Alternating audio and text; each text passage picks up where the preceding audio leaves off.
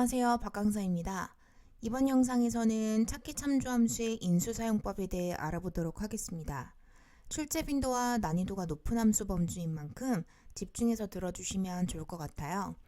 어려워하시는 인덱스 매치 함수와 더불어 2024년 개정 이후부터 출제 범위에 포함된 X계열 함수에 관해서도 자세하게 풀이할 예정이니 참고해주세요.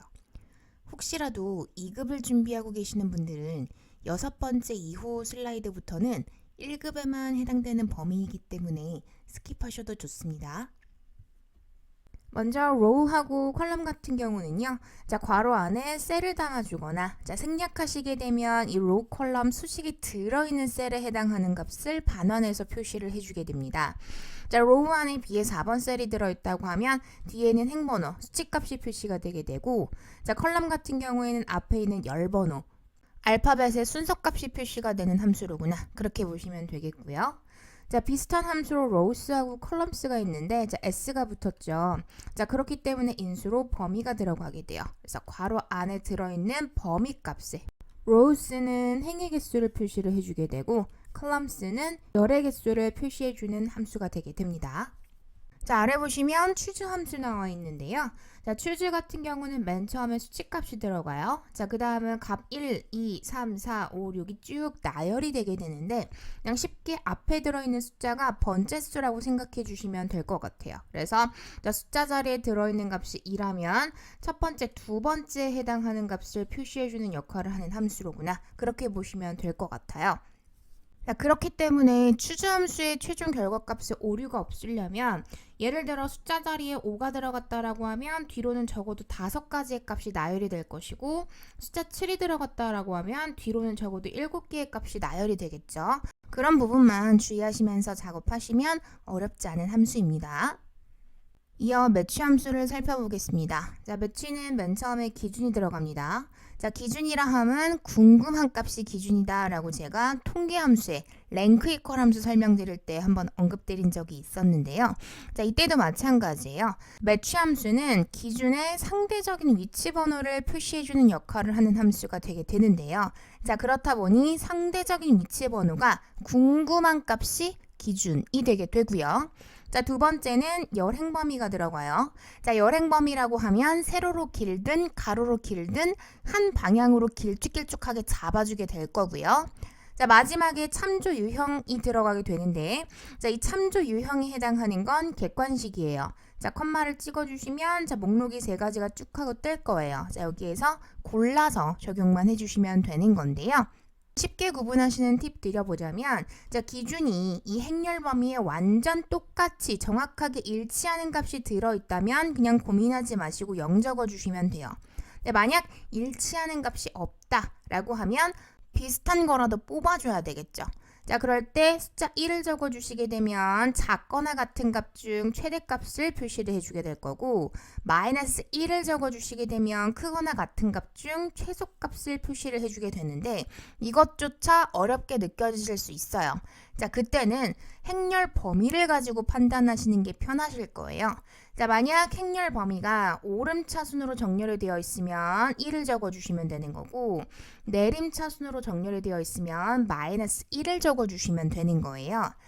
예를 들어서 아래에 제가 임의의 표 작업을 하나 해두었습니다. 이때 제가 궁금한 건 판매량이 320개라면 그땐 할인율이 어떻게 적용이 되어야 하느냐에 해당하는 부분인 건데요.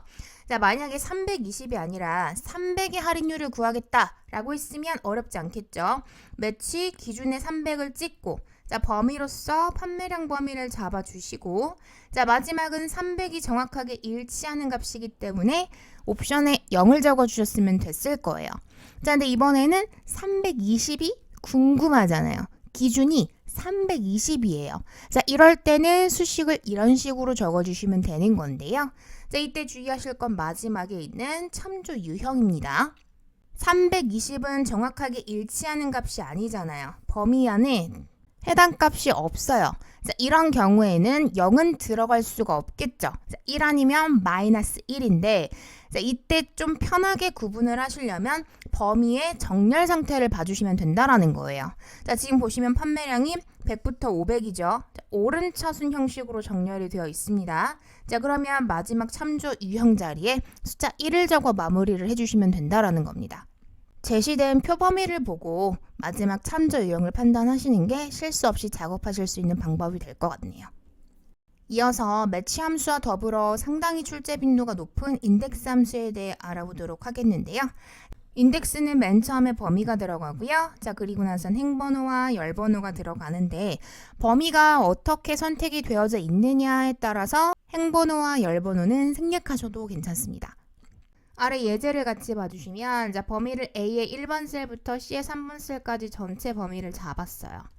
자, 그리고 나서 행번호 자리에 숫자 2를, 자, 열번호 자리에 숫자 3을 적었어요. 자, 그 말은 두 번째 행과 세 번째 열이 교차하는 요 참에 해당하는 값을 표시해 줄 거야. 그런 의미가 되는 거거든요. 한마디로 행과 열이 교차되는 지점의 값을 찾아 표시해 주는 역할을 하는 함수가 인덱스가 되게 됩니다.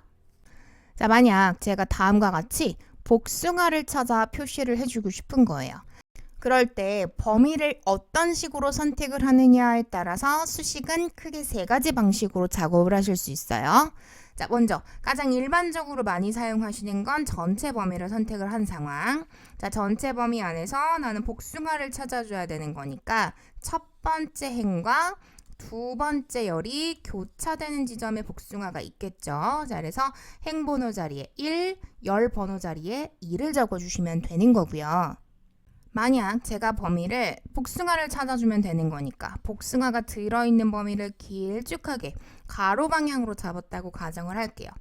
자, 그때는 행번호 자리에 1을 적거나 혹은 생략을 하셔도 좋아요. 왜? 잡은 범위가 어차피 한 행밖에 없잖아요. 이 행이라는 건 존재하지 않기 때문에 생략하셔도 자연스럽게 인식을 합니다.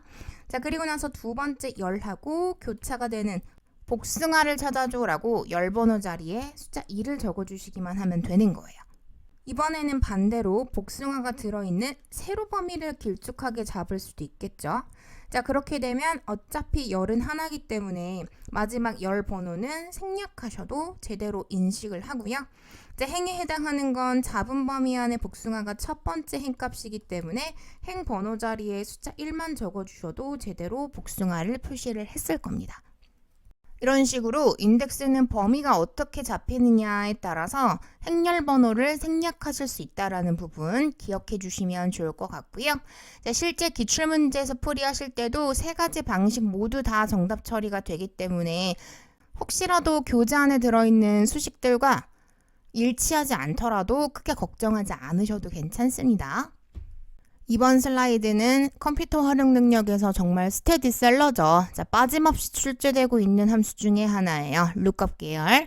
자, 그중 첫 번째가 v룩업이고 이제 두 번째 h룩업인데 자, 주로 v룩업이 많이 출제가 되고 있죠. 자, v를 알면 h는 따라가요. 왜? v룩업은 여러분 버티컬 룩업이에요. 그러니까 한마디로 수직 방향으로 뭔가를 룩업 찾아가겠다. 그런 의미가 되는 거고 h룩업은 호라이즌 룩업이에요. 그러니까 수평 방향으로 룩업 찾아가겠다. 그런 의미가 되는 거예요. 자, 그렇다 보니 v룩업에서는 열 번호가 들어가는 자리에 h룩업에서는 행 번호가 들어가는 것 뿐이에요. v냐 h냐에 따라서 열이냐 행이냐. 자, 그거 하나 딱 바뀌는 거로구나. 그렇게 보시면 될 것 같아요. 참조하는 방향의 차이인 것 뿐입니다. 자, 먼저 인수는 맨 처음에 기준이 들어간대요. 자, 기준은 궁금한 값입니다. 궁금한 값. 자, 두 번째는 범위인데 자, 이때 주의하실 거는 기준, 그 다음 범위가 기준이 들어있는 범위부터 끝까지예요. 반드시 기준이 들어있는 범위가 첫 번째 열이 되어야만 해요. 자, 세 번째 들어가는 열 번호라는 건 내가 룩업하는 열의 번호예요. 찾는 열의 번호. 찾는 열의 번호. 자, 마지막 참조 유형 부분은 두 가지 타입으로 구분이 됩니다. 자, 하나는 true, 하나는 false가 되게 되는데, 자, false 값은 기준이 이 기준 범위 안에 정확하게 일치하게 들어있으면 false 또는 0을 적어주시면 되는 거고, 만약 정확하게 일치하는 값이 없다라고 하면 true를 고르시거나 생략 처리를 해주시게 되면 유사한 값을 찾아 표시를 해주게 됩니다. 아래에 있는 예제를 좀 보도록 할게요. 자, 저는 영어가 도대체 점수가 얼만지가 궁금한 거예요. 자, 기준 자리에 영어 A의 2번을 잡아주시고, 자, 두 번째 범위는 영어가 들어있는 범위부터 끝까지 블럭을 잡아주시고, 자, 여기서 말하는 열 번호라는 건 내가 점수를 찾고 있잖아요. 찾는 열의 번호인 거예요. 잡아놓은 범위 안에 찾는 점수가 몇 번째 열이에요? 하나, 두 번째 열이죠. 자, 그래서 열 번호 자리에 숫자 2를 적어주시는 거고, 자, 마지막 참조 유형은 영어라는 값이 범위 안에 정확하게 일치하게 들어있죠. 자, 그렇기 때문에 마지막은 false로 처리를 해주시게 되면 자, 영어는 82점이야 라고 결과를 표시해주게 되는 겁니다. 이건 H룩업도 마찬가지예요. 자, 만약에 나는 영어가 몇 점인지가 궁금해요. 자, 기준 자리에는 항상 궁금한 값을 담아주시고, 영어가 들어있는 범위부터 끝까지예요. 행단이니까. 자, 전체 범위 잡아주시고요. 자, 그리고 나서 내가 룩업 하는 거. 찾는 건 점수죠. 자, 점수는 잡은 범위 안에 하나, 두 번째 행이 들어있어요. 그래서 행 번호 자리에 숫자 2를 적어주시면 되는 거고요. 자, 다음 영어라는 기준이 기준 범위 안에 완전 정확하게 일치하게 들어있어요. 자, 그렇기 때문에 마지막 참조 유형 자리에는 false를 담아주시면 되는 겁니다. 자, 그러면 영어는 82점이야 라고 결과 표시를 해주는 함수가 HLOOKUP이 되게 됩니다. 다음 영상을 통해서 관련 문제풀이 당연히 진행할 겁니다. 이번 영상에서는 인수 정리만 잘 해주시면 좋을 것 같아요. 지금부터는 24년 이후부터 출제되기 시작한 X계열을 좀 보도록 할 건데요. 자, 앞에서 매치에 대해서 저희가 한번 다뤄봤었죠. 자, 매치는 기준, 내가 궁금한 거. 자, 그 다음은 열행범위 세로로 길든 가로로 길든 길쭉길쭉하게 잡는다 그랬고, 자, 마지막 참조 유형은 기준이 열행범위에 똑같이 완벽하게 일치하게 들어있으면 0이니까 고민할 게 없는데, 만약에 똑같은 값이 없다라고 하면 열행범위가 어떤 식으로 정렬이 되어 있느냐를 기준 삼아서 골라주시면 된다까지 설명을 드렸어요. 자, 근데 최근에 나오기 시작한 X 같은 경우는요. 한마디로 매치에서 업그레이드가 된 거예요. 매치의 마지막 참조 유형이 두 가지 타입으로 구분이 됐어요. 일치 유형과 검색 유형으로 구분이 되기 시작을 했고, 자, 다음 매치 함수에서는 와일드 카드를 유형 안에 사용을 하실 수가 없었어요. 자, 근데 X매치에서는 와일드 카드를 사용을 하실 수가 있게 되었고요. 자, 검색 유형 같은 경우에도 단순히 오름내림이 아니라 이진 방식에서의 오름내림까지도 조금 더 세분화돼서 구분을 하실 수가 있게 되었습니다. 매치와 X매치의 큰 차이점은 와일드 카드를 사용을 할 수가 있게 되었다라는 부분인 거. 이것만 좀 주의해 주시면 좋을 것 같고요. 룩업은 1급에서만 출제가 되고 있는 함수인데요. 앞서 다뤄봐드렸던 VHLOOKUP 함수는 기준이 반드시 기준 범위의 첫 번째 열 혹은 행이었을 때에만 결과를 표시할 수가 있었거든요. 자, 근데 작업을 하다 보면 기준이 들어있는 열 또는 행이 반드시 첫 번째에만 있으라는 법은 없단 말이죠. 자, 그런 상황에서는 VHLOOKUP으로는 좀 해결이 어려운 문항들이 있어요. 자, 그럴 때 해결하시기 좋은 게 이 lookup이 되게 되는데요. 자, lookup은 크게 두 가지 방식으로 사용을 하실 수가 있습니다. 첫 번째 기준이 들어가는 건 동일하고요. 자, 두 번째는 기준이 들어있는 범위 하나 끊고 그 다음 결과가 들어있는 범위를 따로 잡아주시는 방법이 하나가 있을 수 있고, 자, 두 번째는 기준 범위부터 결과 범위까지가 하나의 범위로 되어 있고 결과가 표시될 범위가 마지막에 있다라고 하면 그냥 범위값 자체를 잡아주시면 되는 거예요. 자, 쉽게 잡혀져 있는 범위의 가장 마지막 열에 해당하는 값을 표시를 해주게 되거든요. 그래서 범위가 자연스럽게 결과 범위가 마지막이다라고 하면 굳이 컴마를 끊지 마시고 한 범위로 이어서 끝내주시면 되는 거예요. 아래 예제를 보시게 되면, 자, 만약에 제가 B의 1번 셀의 영어 값이 점수가 얼마인지가 궁금한 거예요. 자, 그럼 방법은 크게 두 가지가 있을 수 있습니다.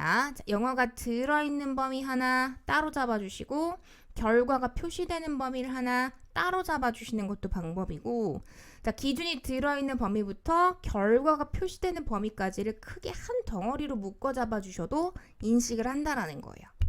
실제 기출문제에서 작업하실 때는 두 가지 풀이 모두 정답으로 인정이 되니 편하게 작성해 주시면 될 것 같습니다. 자, 이어 익스룩업이에요. 자, 마찬가지 업그레이드가 된 형태의 룩업인데요. 자, 이전 룩업 같은 경우에는 정확하게 일치하는 값만을 찾았었어요. 자, 근데 익스룩업 같은 경우에는 이제 유사한 값까지도 찾아낼 수가 있게 됐고요. 자, 심지어 와일드카드를 사용할 수도 있게 되었어요. 그래서 전반적으로 x자가 붙어 있는 값들은 와일드카드 사용이 가능해졌다라는 부분만 주의해 주시면 될 것 같고요. 자, 마지막으로 룩업에서 좀 추가된 내용 중에 하나가 세 번째 인수인 표시값인데요. 자, 이 표시값 같은 경우에는 앞서 if에러 함수 생각해 주시면 좋을 것 같아요. 자, 해당하는 값이 없으면 오류가 나겠죠. 그 오류라는 값 자체가 예쁘진 않으니까 자, 그걸 대신하여 표시할 값을 구체적으로 지정할 수가 있어요.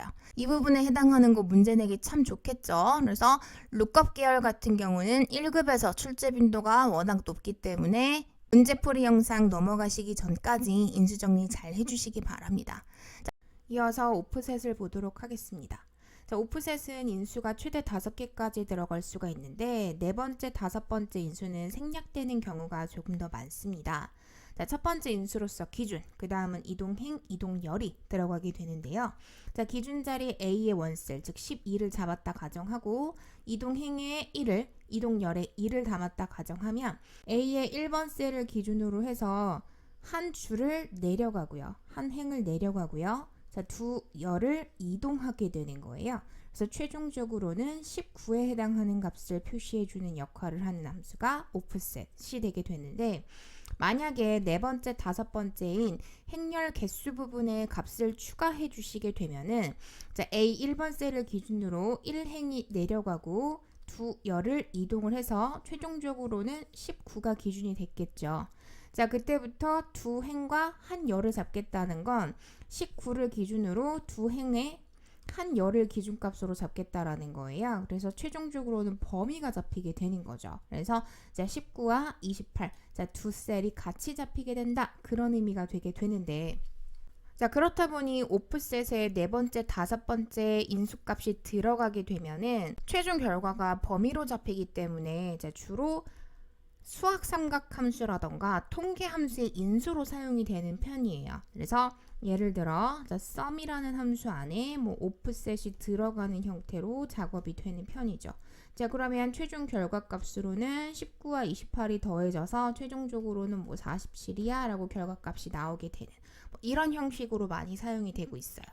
시험장 가서 만나게 되신다면 가장 많이 당황하게 되실 함수 중에 하나가 오프셋이 되게 되고요. 자, 트랜스포즈 함수는 어려운 건 아니고요. 자, 행과 열의 방향을 바꿔서 표시해 주는데 자, 마무리가 배열 함수 치듯이 컨트롤 쉬프트 엔터로 마무리를 짓는다라는 것만 주의해 주시면 될 것 같아요. 아래 예제 보시게 되면 이렇게 6칸의 방향을 바꿔주고 싶은 거예요. 트랜스포즈 함수는 결과가 표시가 될 범위를 먼저 선택을 해주시고 자, 함수를 입력한 뒤 마무리를 컨트롤 쉬프트 엔터를 쳐주시게 되면 자, 원본이 이런 식으로 행렬이 바뀌어서 표시가 되게 됩니다. 함수 자체가 어렵지는 않으나 마무리하는 방식이 독특하기 때문에 기억해 주시면 좋을 것 같아요.